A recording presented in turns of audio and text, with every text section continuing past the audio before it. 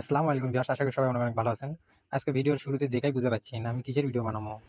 আমি গেছিলাম পরীক্ষা দিয়া আয়সা দেখি আমার বউ আমাকে করছে তোমার জন্য একটা সারপ্রাইজ আছে। আমি বলি, কি সারপ্রাইজ? সে করছে যে তোমার জন্য আমি মিষ্টি বানাচ্ছি। যাই, আমি তো প্রথমে বিশ্বাসই করে পারিনি। আমি বলছি, তুই আবার মিষ্টি বানাতে পারিস? দেখি ক্যাঙ্কারা তুই মিষ্টি বানাচ্ছ।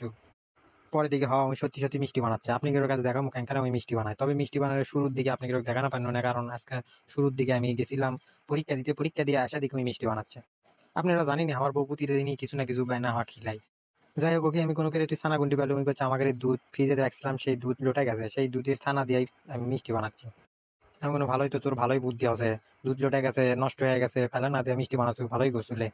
যাই হোক, আমি সত্যি সত্যি অনেক সরি আপনি এর কাছে। আমি ভিডিওর শুরুর দিকে আপনি ওকে দেখানো পারলো না, কারণ আমি শুরুর দিকে ছিলাম না। আমি কলেজে গেছিলাম পরীক্ষা দিয়ে আসা দিকে ওই মিষ্টি বানাচ্ছে। মিষ্টি বানানোর জন্য তেমন কিছুই লাগে না, শুধু ছানা লাগে, ছানার সাথে একটু ময়দা দেওয়া লাগে আর চিনি দিয়া পানি দিয়া ফাইন করে জাল দেওয়া লাগে, এই।